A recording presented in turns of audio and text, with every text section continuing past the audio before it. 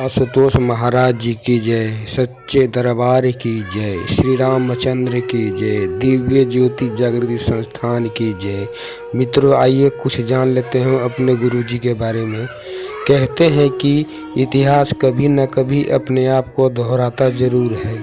महाराज जी की समाधि वाली कहानी में नया ट्विस्ट यह है कि अब ठीक आशुतोष महाराज की तर्ज पर उनकी एक खास शिष्या साध्वी आशुतोष झांभरी ने समाधि ली है।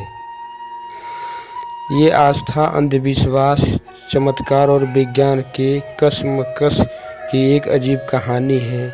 एक ऐसी कहानी जिसमें एक शख्स पिछले 10 सालों से शून्य से 15 डिग्री नीचे बर्फ के बीच डीप फ्रीजर के अंदर समाधि लेकर लेटा है, जबकि दूसरा शख्स उसे समाधि से जगाकर भौतिक दुनिया में वापस लाने के लिए वैसे ही समाधि में जाने की तैयारी कर रहा है। 28 जनवरी 2014 जालंधर, पंजाब में यही वो तारीख थी जब जालंधर के नूर महल में दिव्य ज्योति जागृति संस्थान के मुखिया आशुतोष महाराज जी समाधि ले ली। समाधि में जाते हुए वो ऐसे लेटे कि फिर कभी नहीं उठे। वो एक दिन था और एक आज का दिन। महाराज जी के शिष्य आज भी उनके अपने शरीर में वापस लौट आने की उम्मीद के लिए उनका इंतजार कर रहे हैं। और आशुतोष महाराज जी के शिष्यों ने उनके शरीर को पिछले 10 सालों से उनके दोबारा उठ खड़े होने की उम्मीद में एक डीप फ्रीजर में रखकर छोड़ा है। 28 जनवरी 2024, आनंद आश्रम, लखनऊ। कहते हैं कि इतिहास कभी न कभी अपने आप को दोहराता जरूर है। महाराज जी की समाधि वाली कहानी में नया ट्विस्ट यह है कि अब ठीक आशुतोष महाराज जी की तर्ज पर उनकी एक खास शिष्या साध्वी आशुतोष झांभरी ने समाधि ली है। बाबा के समाधि में जाने के ठीक 10 साल बाद 24 जनवरी को साध्वी आशुतोष झांभरी अपने बिस्तर पर ऐसे लेटी कि अब वो लेटी ही हैं।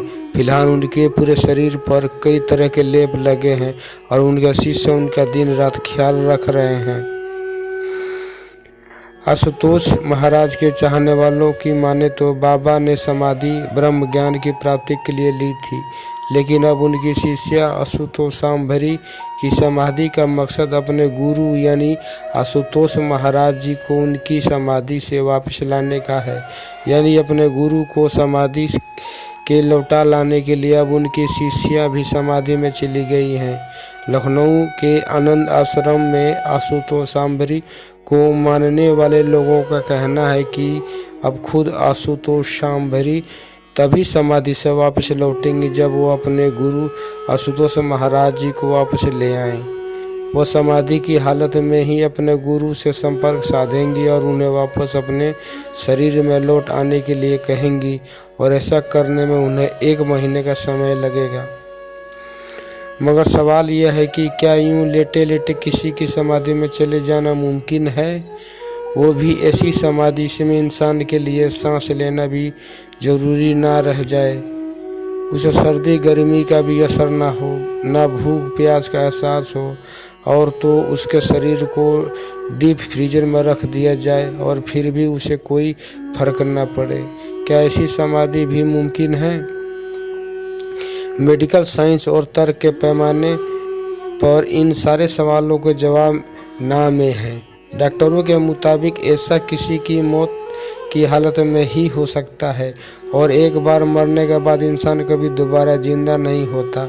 लेकिन दुनिया भर में मौजूद आशुतोष महाराज के लाखों शिष्यों की तरह अब साध्वी आशुतोष झांभरी के चाहने वालों का भी मानना है कि उन्होंने जीते जी अपनी मर्जी से समाधि ली है और अपनी मर्जी से एक रोज वापस लौट आएंगी। आश्रम में साध्वी आशुतोष झांभरी के समाधि लेने की खबर पर सरकारी अस्पताल के डॉक्टर की एक टीम उनके शरीर की जांच करने पहुंची, लेकिन वहां जो कुछ हुआ उसने इस मामले में को थोड़ा और उलझा दिया।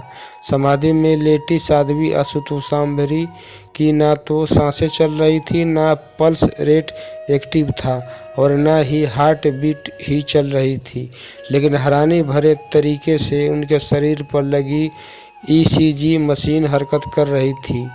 जबकि आमतौर पर किसी इंसान की मौत हो जाने पर ईसीजी मशीन में सीधी लकीर नज़र आती है। साध्वी ने 28 जनवरी को समाधि ली और लखनऊ के बीकेटी अस्पताल डॉक्टर ने 3 फरवरी को उनके शरीर की जांच की।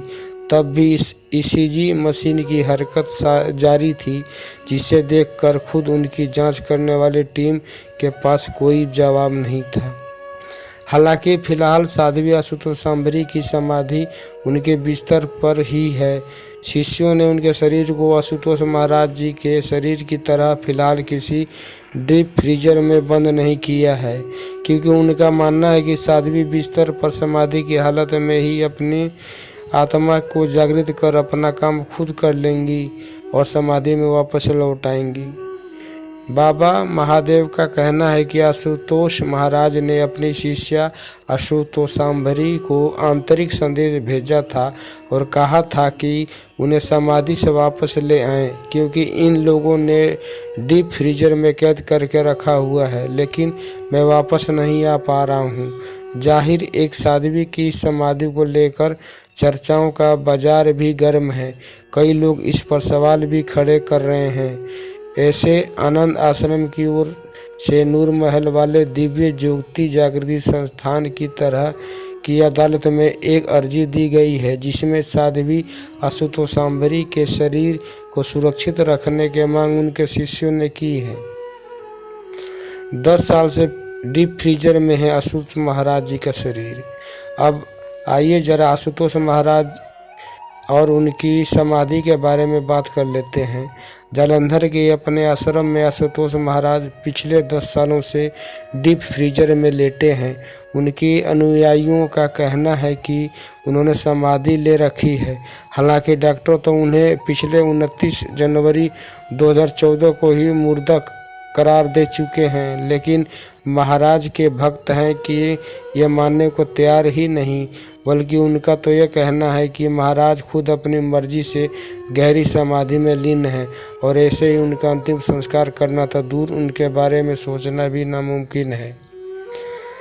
हालांकि ये भी सच है कि खुद आशुतोष महाराज के बेटे ने कभी अपने पिता को मृत मानते हुए उनकी लाश अपने हवाले करने की मांग की थी, ताकि वो अपने पिता का अंतिम संस्कार कर सकें, लेकिन ऐसा मुमकिन नहीं हो सका।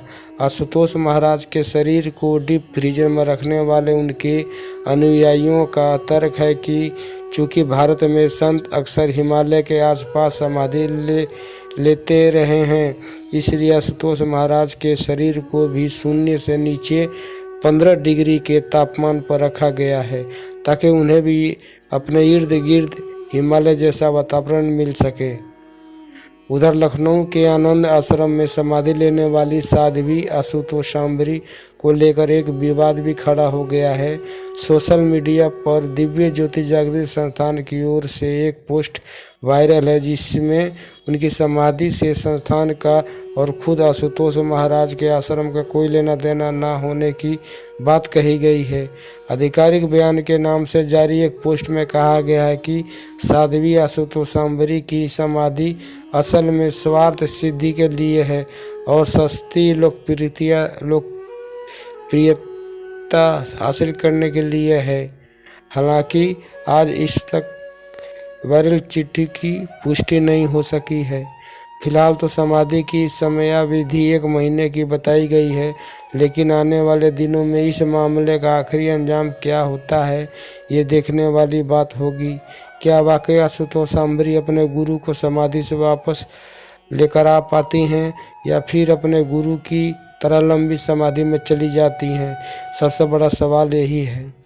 बिहार में हुआ था आशुतोष महाराज का जन्म। लाइटों वाले बाबा के नाम से मशहूर आशुतोष महाराज जी का असली नाम महेश कुमार झा है। आशुतोष महाराज उर्फ महेश झा की कुल संपत्ति 10 अरब रुपये से भी ज़्यादा की मानी जाती है। उनका जन्म बिहार के दरभंगा जिले के लखनौर गांव में 1946 ईस्वी में हुआ था। वो 1983 में पंजाब के नकोदर जिले के हरिपुर गांव में रहने लगे थे। यहीं उन्होंने दिव्य ज्योति जागृति संस्थान की स्थापना की। तकरीबन 70 साल के आशुतोष महाराज के देश भर में 350 आश्रम हैं और उनमें से 65 आश्रम तो पंजाब में ही हैं। इसके अलावा अमेरिका, ऑस्ट्रेलिया, ब्रिटेन जैसे कई अन्य देशों में भी कई आश्रम हैं और इन आश्रम और उनके दूसरे संपत्तियों का वैल्यू करीब 10 अरब रुपए बताई जाती है।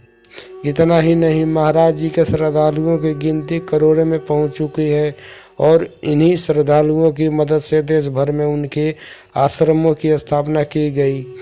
भारत के अलावा कई देशों में फैली आशुतोष जी संपत्ति करोड़ों में है। आशुतोष महाराज के पुराने ड्राइवर ने कोई 10 साल पहले कहा था कि दिव्य ज्योति जागृति संस्थान के पास इस समय 1000 करोड़ रुपए से ज़्यादा की संपत्ति है। सिर्फ नूर महल में मौजूद संस्थान के हेडक्वार्टर में 350 करोड़ रुपए से ज़्यादा का कैश पड़ा है। आशुतोष महाराज के यही संपत्ति विवाद की जड़ भी बनी हुई है। ड्राइवर के मुताबिक महाराज जी की इसी हजारों करोड़ की संपत्ति को हड़पने के लिए उनके आश्रम के संचालक को पर साजिश रचने के आरोप लगते रहे हैं। हालांकि दिव्य ज्योति जागृति संस्थान के संचालक इसे झूठ बताते हैं और अब भी आशुतोष महाराज की समाधि के तर्क पर अड़े हैं। आशुतोष महाराज के साथ सिख समुदाय के लोगों का भी विवाद रहा है। उन पर कभी सिखों की धार्मिक भावनाओं को चोट पहुंचाने के भी आरोप लगे थे और कई संगठनों ने उन पर रोक लगाने की मांग की थी। प्रिय भक्तों, आपको ये वीडियो कैसे लगी? अगर वीडियो आपको पसंद है तो वीडियो को लाइक, सब्सक्राइब करके कमेंट में जय गुरुदेव महाराज ज़रूर लिखिएगा। अगर आप गुरुदेव के सच्चे भक्त हैं तो गुरु जी को कमेंट में ज़रूर कीजिएगा। जय श्री राम, जय श्री हनुमान।